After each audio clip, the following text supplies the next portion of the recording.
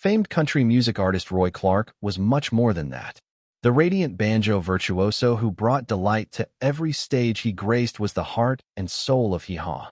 However, strange occurrences began to manifest at his Tulsa residence following his passing in 2018. Roy had shut up a closet that his family discovered while going through his possessions. He had done this for decades. It was hidden in his private music room, unlabeled and without a key, and no justification. However, the room went silent as soon as they opened it. The contents weren't only private. That was shocking. Everything from unreleased music to letters addressed to complete strangers to a mysterious voice recording with the words, "For when I'm gone," scribbled across it. It seemed as though Roy had been concealing a secret life, one that was never meant to be revealed to the world. The contents of that closet would shock his loved ones to their core. Roy Clark was well known to millions of Americans for his infectious smile, mesmerizing fingerwork, and infectious music. Roy exuded happiness in all his performances, from his hilarious antics on Hee Haw to his electrifying solos at the Grand Ole Opry. Those closest to him, though, saw something deeper beneath the surface, an unseen burden that he brought to each performance. The son of a tobacco farmer and an amateur musician, Roy came into this world in Meherrin, Virginia in the year 1933. Despite the hardships he endured, Roy found solace in music. He became an accomplished guitarist by the age of 14. He had already won national banjo championships by the time he was 17 years old. However, there were times, even in his early days, when he would withdraw inside himself and the light would flicker. "Some smiles are armor," he once noted in an interview, "but most people think smiling means you're happy." Laughter on Hee Haw came from a genius. Afraid, yes, but also yes.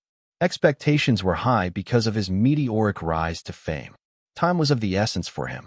Engagements, concerts, filming for television. The show has to continue regardless of his health or emotional state. He was very careful not to say no. It was beyond his comprehension. Roy, according to his friends, was the type of performer who devoted himself fully to the stage, but rarely to himself. Even at home, tensions were rising. He was friendly and giving, yet reserved. His home has several rooms. He didn't even let his own children in. Roy had a knack for burying his truths in melody. When asked about his locked closets, he would chuckle, deflect, or make a joke about hidden banjo stashes. However, this was just a ploy to divert attention away from one particular closet. Standing lonely and unopened, it was something that Roy warned his wife Barbara, with whom he had been married for over 60 years, never to open. Barbara assumed it held fragile instruments or old contracts. He could say what his fingers could not. It was for this reason that the family's discovery of his unpublished songs was so shocking. Roy had shed his armor. The family didn't only open a closet door after Roy passed away, they were entering a hidden part of his life. A silent one, guarded by shame. Burrowed beneath decades of enthusiastic popular support. The world believed they knew Roy Clark, but what they saw in that closet would show them the real him. Hidden in the far corner of Roy Clark's music room, beneath faded awards and amplifiers, was a narrow door that most visitors failed to notice. It was more than simply a storage place. It was a vault. Not a single person recalled ever seeing it open. According to his kids, even Barbara was told it was off-limits. His 61-year-old wife had never laid eyes on the interior.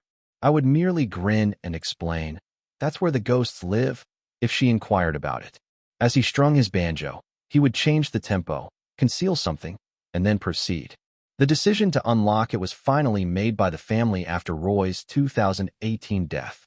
They combed into every jacket pocket, filing cabinet, and drawer, until they uncovered a vintage brass key concealed under a guitar case adorned with crimson velvet. The contents weren't a jumbled mess, and it fit.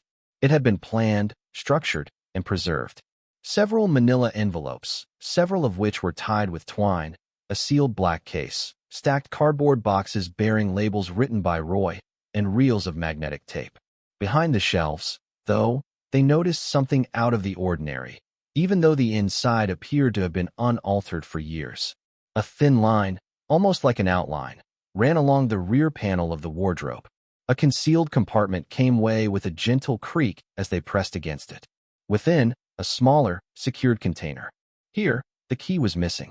It was pried open by them. Within were photographs that had never been seen before. Roy, dressed in attire from decades ago, stood solemnly before a military aircraft, shaking hands with a soldier in uniform. These photos weren't taken by a stuntman. These matters were of a private, governmental nature. Following this, I discovered a sealed letter that would be shown to my family only after my death. Shaky, strange, and older-looking was the handwriting.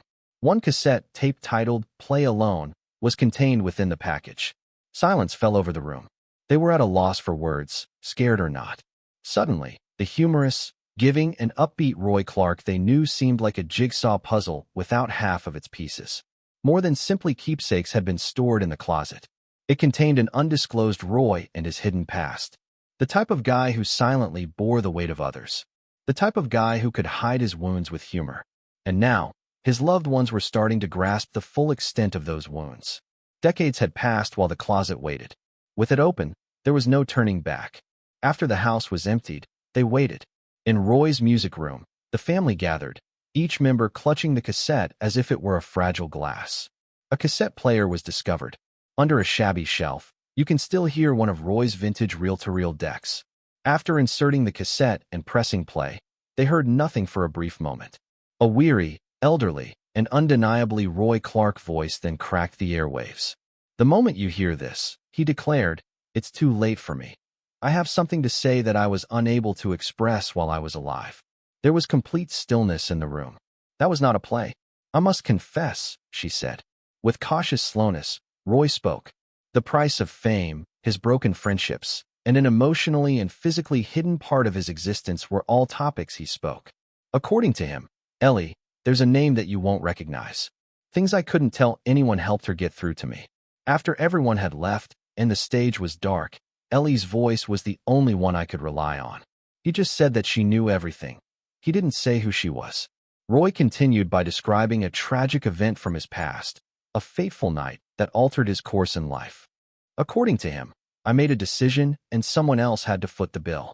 He sounded trembling. Instead, he waited. Not the acclaim or the jokes, but music alone kept me going. For 25 minutes, the recording went on, and he kept his composure.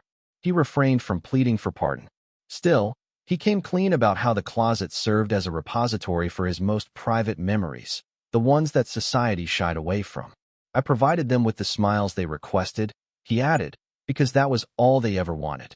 I pretended to be someone different on the inside." A low whisper marked the conclusion of the recording. "I hope you can see why I was so adamant about keeping that door locked now." Shame wasn't the issue. Life or death was at stake. The reel came to a halt with a click. Nobody budged. Roy seemed to be sitting there with them, drawing back the curtain he had spent his entire life keeping drawn, for an instant. Not for fans, the tape was. For legacy, it wasn't done. Unfiltered, exposed, and indisputable truth was what it was for. The perception they had of it was completely destroyed. Beyond stowing away recollections in a safe, Roy Clark had buried an additional identity. That other person had finally materialized as his voice reverberated through the stillness.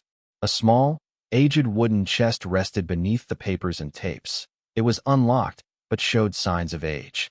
Encased in protective plastic were a great number of letters. Some were pinned on fragile notepaper, while others graced elegant stationery. Ellie was the name that kept popping up. A return address and a last name are absent. She is alone. Roy was mentioned in a few of the letters. His handwriting is plainly seen on others that date back to the 1960s. They lacked passion. That was not a commercial. They had an air of secrecy about them, like two persons communicating in a coded language. "It was wise of you not to inform them," Ellie wrote in a single letter. "You would have never been forgiven by the stage, and no one in the world would have understood. Just one more thing. You're not alone. It was someone else's fault. All we did was follow our consciences." Even though the handwriting evolved across time, the overall tone was consistent. Troubled, introspective, weighed down. Roy's responses radiated remorse and yearning. "I've made a living with comedy, but deep down, it reverberates. I can still hear the tires," he wrote in a single letter. "His face lingers in my mind." Barbara felt a shiver run down her spine at that line. Accidents were unknown to her. "Could you tell me who he was?" When Roy said, "Still hear the tires," what did he mean? Returning to the closet, they unearthed further items. The inside of a guitar case concealed a smaller wax-sealed packet. The photo, which included Roy's distinctive handwriting, depicted a teenage kid playing a mandolin and was contained within a black and white photograph. Oh, how I wish I had driven. Subsequently, Ellie's second letter. He respected you. You were forgiven by him. For what reason is it that you are unable to forgive yourself? The image. Everything that Roy had buried deep. The letters, the cryptic references, pointed to a tragedy. A wasted youth, unresolved shame. Under the radar, Ellie, or whomever she was, had been Roy's anchor. A trusted companion he never once addressed or introduced, but into whom he poured his heart and soul via his writing. This was more than just fan mail. It was a lifeline. They also exposed Roy Clark, who quietly bled behind the scenes of celebrity. It became clear to the family that they weren't merely unearthing secrets. Their inheritance included sadness, grief of the type that molded the artist, his performances, and the music itself. Every joke, every tune, and every performance suddenly had more significance. Plus, there was only one line at the end of the last letter in the stack, which was dated a few months prior to Roy's passing. May they eventually come across this. Perhaps at that point they will understand you for who you truly were. A scuffed black case with tight brass latches remained shut in the far corner of the closet. The leather inside was worn. Perfect reel-to-reel tapes with obscure titles like Midnight and The Other Side were contained therein. Instead of polished studio versions or live performances, these were unprocessed, one-on-one sessions with Roy, his guitar, and the kind of quiet that comes from a man's solitude. A lengthy exhalation and the creaking of a chair opened the first tape. Then he said, his voice more subdued than anyone had ever registered. The words were too heavy for him as he sung slowly and painfully. On screen, I pretended to be naive. Between each song, he murmured something, but I was the one who cried every time. The lyrics lacked sophistication and originality. They were musical confessions, unnamed but visually striking. One song described a solitary drive across Tennessee with cutting headlights through the rain and an ominous crash. A man who was unable to meet his own gaze was the subject of another song titled Shadow in the Mirror. Every time I made Roy laugh, they took a little bit of me. These were never intended for distribution. No harmonies, overdubs, or banjo gimmicks were used. Truth and voice alone. As one song after another revealed decades of hurt, regret, and yearning, the family listened in startled quiet. To make matters worse, a few of the recordings were made during Roy's most famous years. He was thriving, according to the world, tours, accolades, TV specials. His unraveling was captured in these tapes, though. No one will hear this, but I had to get it out, was the last line of one of his songs. If I didn't, the final cassette was the most eerie. Rather than singing, spoke into the microphone. I didn't want to ruin what others enjoyed, so I kept these hidden. They were hoping for the banjo and the charisma, but here is the man who really delivered. After that, calm, devoid of static, nothing at all. Something that reverberates through a space at a decibel level. You wouldn't call these demos. Those were therapeutic, reflecting Roy Clark's features. However, the spotlight remained fixed. Holding the song he never wanted anybody to hear, but maybe needed someone to. His family continued to hold it long after the ovation had subsided. A military briefcase was concealed beneath a sheet of velvet cloth, beneath the last row of crates. It felt cold and was damaged and battered. Roy Clark's military service was completely unknown to his family. It was absent from all interviews and biographies. There was a narrative within that case that Roy had never publicly shared, not in the liner notes, either. U.S. Air Force stamps appear on the papers. The photo depicts a young Roy, who is just out of his teens, standing next to a C-47 transport jet with his guitar draped over one shoulder and a glum look on his face. The photo also has his name and identification number. A mission journal, meticulously penned by Roy, was found. Japan and Korea are the places. Guam. Based on the dates, it was the early 1950s. Throughout the Korean War, what exactly was Roy up to abroad? He lacked fighting skills. His status as a soldier was not recorded.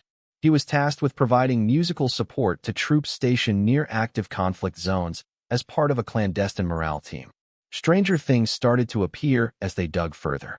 Some mission logs had their contents removed. Some made allusions to transport flights that were never officially recorded.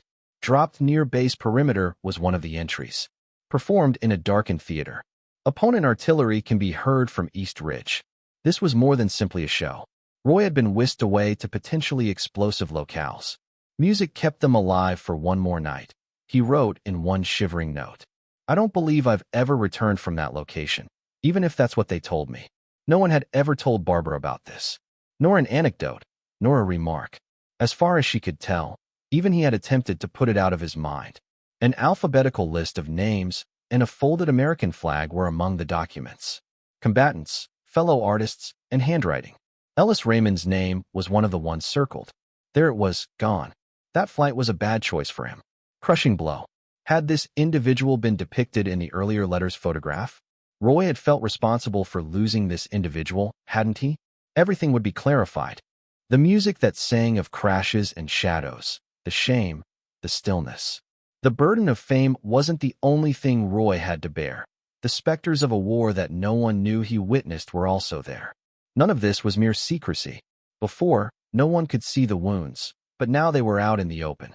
They portrayed Roy Clark not as a legendary figure, but as a guy who had endured too much, lost too much, and yet managed to transform the suffering of millions into happiness, all the while holding on to the shadows that lurked within. One last yellowed, crumpled envelope, sealed solely with tape, was nestled behind layers of cloth at the base of the closet, behind the military case. Unlike the others, it lacked labels. When I'm not around, either play me or read this. The word forgive was all it stated. It took Barbara a long time to open it after she held it in her hands.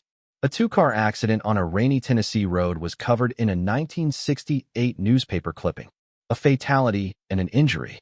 Ellis Raymond, a promising young mandolin musician from Nashville, was the casualty.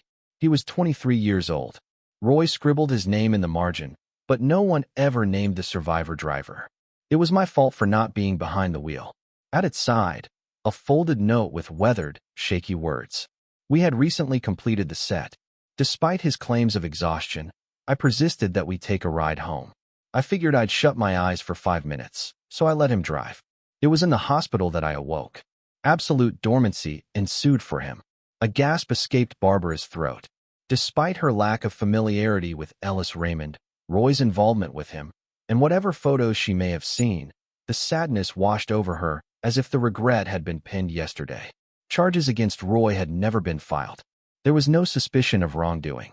Although it was officially classified as an accident, he had always felt guilty about it. This clarified the meaning of the letters to Ellie. Somehow, she had some sort of connection to Ellis. A sibling? My fiancé? The unspoken receiver of Roy's admissions throughout his life. Every time I hear an ovation, I see the crash, Roy had wrote in a letter. My stolen possessions reverberate with every chuckle. I survived while he perished. This has perplexed me to this day. The buried songs, the military trips, and the music all came together at once. Despite always putting on a brave front for onlookers, Roy Clark had spent his whole life secretly grieving the loss of a loved one and the burden of ensuring his own existence. Everyone in the family sat quietly that night. Discord reigned. Nobody budged. Roy appeared to be right there with them once more. He kept himself from crumbling by making others laugh. Not the performer, but the man. The one who brought joy to the world while bearing unfathomable grief. This person obviously needed to be forgiven badly, but they never asked for it. In that envelope, they discovered more than a tale.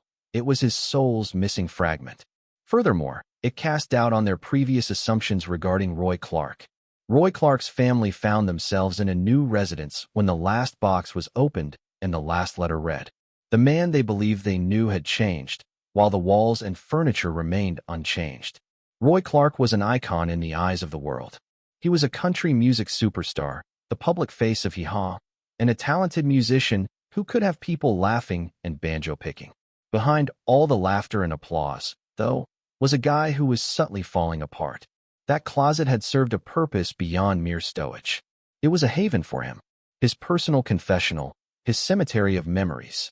Pieces of information that had been concealed for years were finally unveiled as a tapestry of truth when all the pieces were brought together. An unspoken history of service that brought him to the brink of war zones. where music served as more than just pleasure. It was a source of solace, camaraderie, and perhaps even brotherhood. Tragically, it was all cut short by an accident while he slept behind the wheel. Things continued to trouble him right up until he died. A strange woman named Ellie became Roy's grieving companion, allowing him to vent his pent-up emotions without speaking a word. Then there were the songs, tear-jerkers, that Roy wrote, in which he revealed parts of himself that he was ashamed to share with the world. Now the family paid more attention when they spoke. A new layer of significance washes over each strumming pattern and song lyrics. Armor was his laughter, not humor. His charisma was instinctive. It was a matter of survival.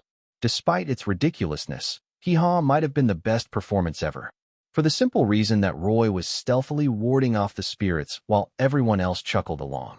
Their affection for him only became stronger after learning the truth. No, he was more than that. War, sorrow, shame, and the crushing burden of silence were all things this guy had to bear. Still, he bestowed splendor upon the earth. Laughter was his gift to them. His gift was music. To this day, that remains the most amazing aspect of his narrative. It was all too much for him to bear. Instead, he may have dissolved into his own misery. But he got up every morning, grabbed his guitar, and made the conscious decision to provide happiness to other people. It takes more than talent to achieve that level of strength. Anguish is its source. Serious discomfort. Now that they know what was in that closet, Roy's loved ones can see the real man behind the stage, not just his performance. Beside the symbol, but also the person who, for all their suffering, managed to keep a smile on their face.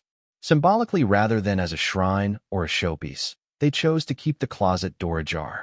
Just a friendly reminder that behind every famous actor or actress is probably a story nobody knows about, a secret struggle nobody suspects.